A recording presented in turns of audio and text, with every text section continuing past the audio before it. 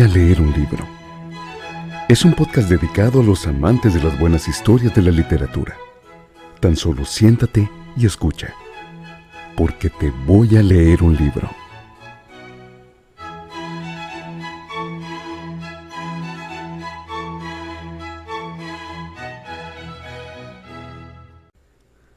Todos los libros en este podcast están protegidos por las leyes de derechos reservados de autor. Este podcast se realiza sin fines de lucro. Nuestra única intención es compartir la buena literatura.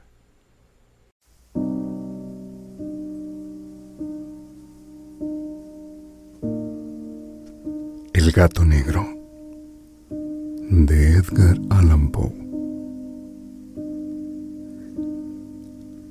Ni espero ni quiero que se dé crédito a la historia más extraordinaria y, sin embargo, más familiar que voy a referir. Tratándose de un caso en el que mis sentimientos se niegan a aceptar su propio testimonio, yo habría de estar realmente loco si así lo creyera. No obstante, no estoy loco, y con toda seguridad, no sueño. Pero mañana puedo morir, y quisiera aliviar hoy mi apenado espíritu. Deseo mostrar al mundo clara y concretamente una serie de simples acontecimientos domésticos que por sus consecuencias me han aterrorizado, torturado y anonadado. A pesar de todo, no trataré de esclarecerlos. A mí casi no me han producido otro sentimiento que el de horror, pero a muchas personas les parecerán menos terribles. Tal vez más tarde haya una inteligencia que reduzca mi fantasía al estado del lugar común. Alguna inteligencia más serena, más lógica y mucho menos excitable que la mía, encontrará tan solo en las circunstancias que relato con terror una serie normal de causas y efectos naturalísimos. La docilidad y humanidad de mi carácter sorprendieron desde mi infancia. Tan notable era la ternura de mi corazón que había hecho de mí el juguete de mis amigos. Sentía una auténtica pasión por los animales y mis padres me permitieron poseer una gran variedad de favoritos. Casi todo el tiempo lo pasaba con ellos y nunca me consideraba tan feliz como cuando les daba de comer o los acariciaba. Con los años aumentó esta particularidad de mi carácter y cuando fui hombre hice de ella uno de mis principales agentes de goce. Aquellos que han profesado afecto a un perro fiel y sagaz no necesitarán explicaciones de la naturaleza o intensidad de los goces que esto puede producir. En el amor desinteresado de un animal, en el sacrificio de sí mismo, hay algo que llega directamente al corazón del que con frecuencia ha tenido ocasión de comprobar la amistad mezquina y la frágil fidelidad del hombre natural. Me casé joven. Tuve la suerte de descubrir en mi mujer una disposición semejante a la mía. Y habiéndose dado cuenta de mi gusto por esos favoritos domésticos, no perdió ocasión alguna de proporcionármelos de la especie más agradable. Tuvimos pájaros, un pez de color de oro, un magnífico perro, conejos, un mono pequeño y un gato. Era este último animal muy fuerte y hermoso, completamente negro y de una sagacidad maravillosa. Mi mujer, que era en el fondo algo supersticiosa, hablando de su inteligencia, aludía frecuentemente a la antigua creencia popular que consideraba a todos los gatos negros como brujas disimuladas. No quiere esto decir que hablara siempre en serio sobre este particular, y lo consigno sencillamente porque lo recuerdo. Plutón, llamábase así el gato, era mi amigo predilecto. Solo yo le daba de comer, siguiéndome siempre por la casa. E incluso me costaba trabajo impedirle que me siguiera por las calles. Nuestra amistad subsistió así algunos años, durante los cuales mi carácter y mi temperamento, me sonroja confesarlo, por causa del demonio de la intemperancia, sufrió una alteración radicalmente funesta. De día en día me hice más taciturno, más irritable, más indiferente a los sentimientos ajenos. Empleé con mi mujer un lenguaje brutal corriendo el tiempo. La afligí incluso con violencias personales. Naturalmente, mis pobres favoritos debieron notar el cambio de mi carácter. No solamente no les hacía caso alguno, sino que los maltrataba. Sin embargo, y por lo que se refiere a Plutón, aún despertaba en mí la consideración suficiente para no pegarle. En cambio, no sentía ningún escrúpulo en maltratar a los conejos y al mono y hasta el perro, cuando por casualidad o afecto se cruzaban en mi camino. Iba secuestrándome mi mal cada vez más, como consecuencia de mis excesos alcohólicos. Y andando el tiempo, el mismo Plutón que envejecía y naturalmente se hacía un poco más huraño, comenzó a conocer los efectos de mi perverso carácter. Una noche, al regresar a casa completamente ebrio, de vuelta de uno de mis frecuentes escondrijos del barrio, me pareció que el gato evitaba mi presencia. Lo cogí, pero él, horrorizado por mi violenta actitud, me hizo en la mano con los dientes una leve herida. Entonces se apoderó de mí repentinamente un furor demoníaco. En aquel instante dejé de conocerme. Dijérase como si de pronto mi alma original hubiese abandonado mi cuerpo, y una ruindad superdemoníaca, saturada de ginebra, se filtró en cada una de las fibras de mi ser. Del bolsillo de mi chaleco saqué un cortaplumas, lo abrí, cogí al pobre animal por la garganta y deliberadamente le vacié un ojo. Me llena y abruma la vergüenza, estremeciéndome al escribir esta abominable atrocidad. Cuando al amanecer hube recuperado la razón y cuando se disiparon los vapores de mi crápula nocturna, experimenté un sentimiento mitad horror, mitad remordimiento por el crimen que había cometido. Pero todo lo más era un confuso sentimiento, y el alma no sufrió sus acometidas, lo confieso a sí mismo. Volví a sumirme en los excesos, y no tardé en ahogar en el vino todo recuerdo de mi acción. Curó entre tanto el gato lentamente. La órbita del ojo perdido presentaba, es cierto, un aspecto espantoso.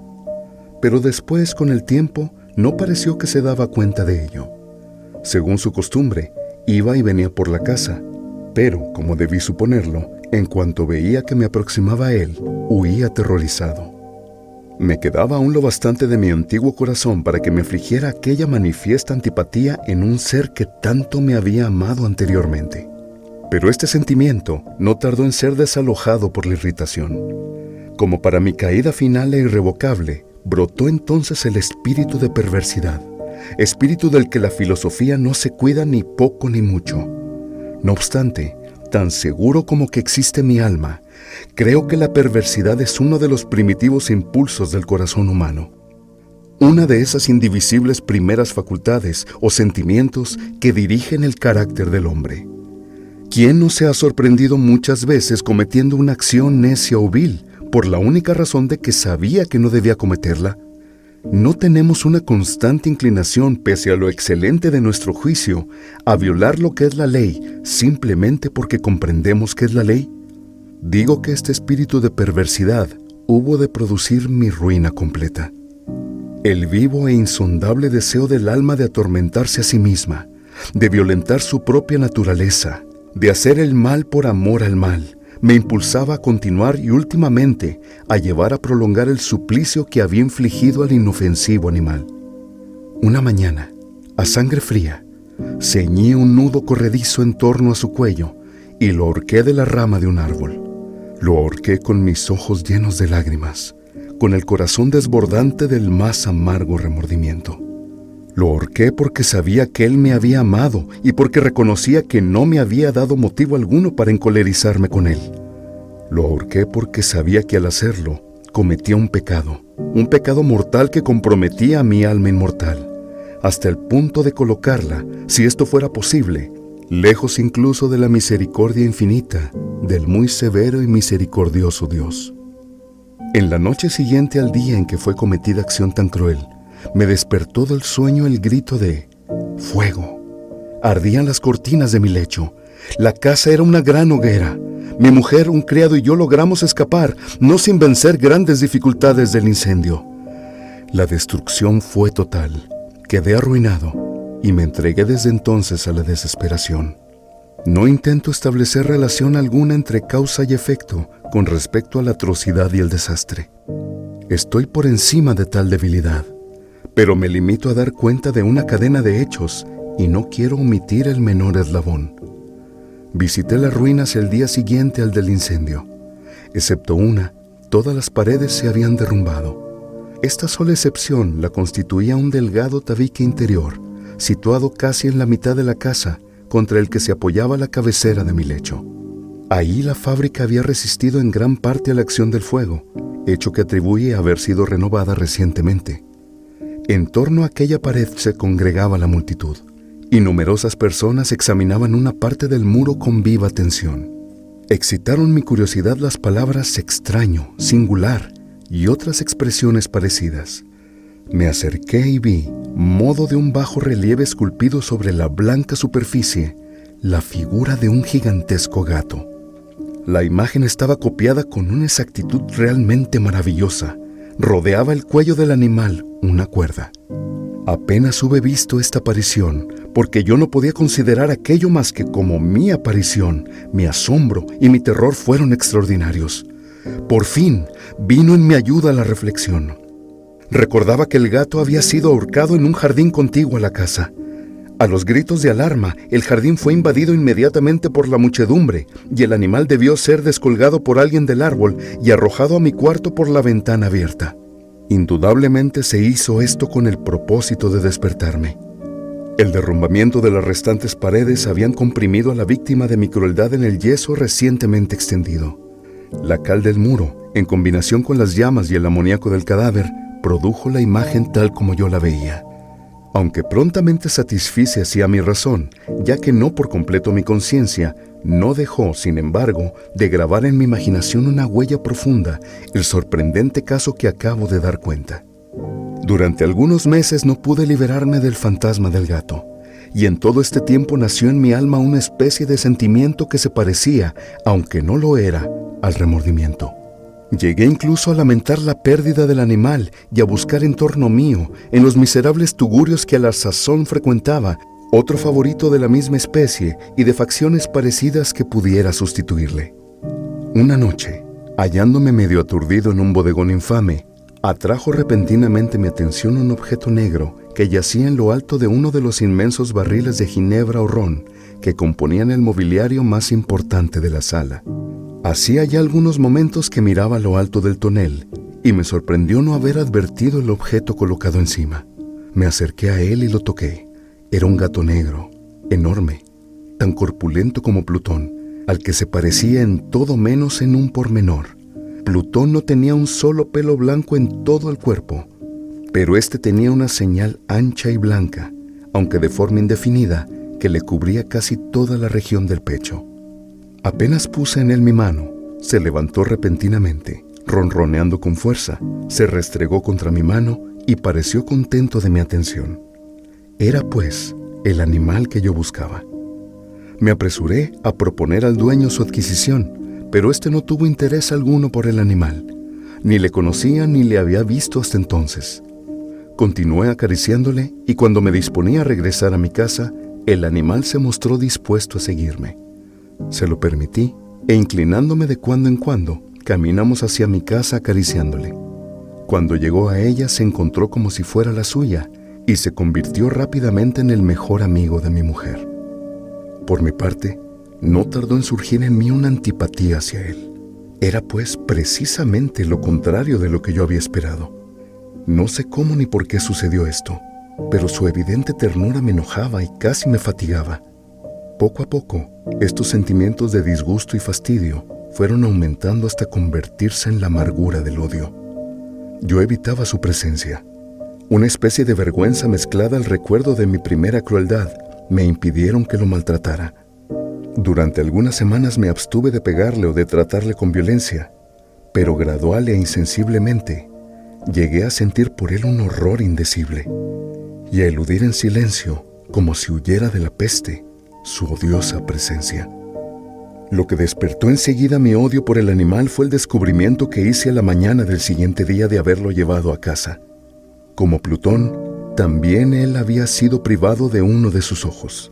Sin embargo, esta circunstancia contribuyó a hacerle más grato a mi mujer, quien poseía grandemente, como ya he dicho, la ternura de sentimientos, que fue en otro tiempo mi rasgo característico y el frecuente manantial de mis placeres más sencillos y puros.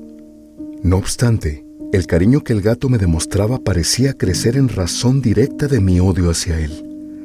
Con una tenacidad imposible de hacer comprender al lector, seguía constantemente mis pasos. En cuanto me sentaba, acurrucábase bajo mi silla o saltaba sobre mis rodillas, cubriéndome con sus caricias espantosas. Si me levantaba para andar, metíase entre mis piernas y casi me derribaba, o bien trepaba por mis ropas, clavando sus largas y agudas garras hasta mi pecho. En tales instantes hubiera querido matarle de un golpe, pero me lo impedía en parte el recuerdo de mi primer crimen. Y sobre todo, me apresuro a confesarlo, el verdadero terror del animal. Este miedo no era positivamente el de un mal físico, y sin embargo, me sería muy difícil definirlo de otro modo. Casi me ruboriza confesarlo. Aún en esta celda de malhechor, casi me avergüenza confesar que el horror y el pánico que me inspiraba el animal habíanse acrecentado a causa de una de las fantasías más perfectas que es posible imaginar. No pocas veces, mi mujer había llamado mi atención con respecto al carácter de la mancha blanca de que he hablado y que constituía la única diferencia perceptible entre el animal extraño y aquel que había matado yo. Recordará sin duda el lector que esta señal, aunque grande, tuvo primitivamente una forma indefinida, pero gradualmente, por fases imperceptibles, había concluido adquiriendo una nitidez rigurosa de contornos. En ese momento, era la imagen de un objeto que me hace temblar nombrarlo. Era sobre todo lo que me hacía mirarle como un monstruo de horror y repugnancia, y lo que si me hubiera atrevido, me hubiese impulsado a librarme de él. Era ahora, en fin, la imagen de una cosa abominable y siniestra, la imagen de la horca. Oh, lúgubre y terrible máquina, máquina de espanto y crimen, de muerte y agonía. Yo era entonces verdaderamente un miserable, más allá de la miseria posible de la humanidad. Una bestia brutal, cuyo hermano fue aniquilado por mí con desprecio. Una bestia brutal engendrada en mí, hombre formado a imagen del Altísimo. Ay, ni de día ni de noche conocía yo la paz del descanso. Ni un solo instante durante cada jornada dejábame el animal.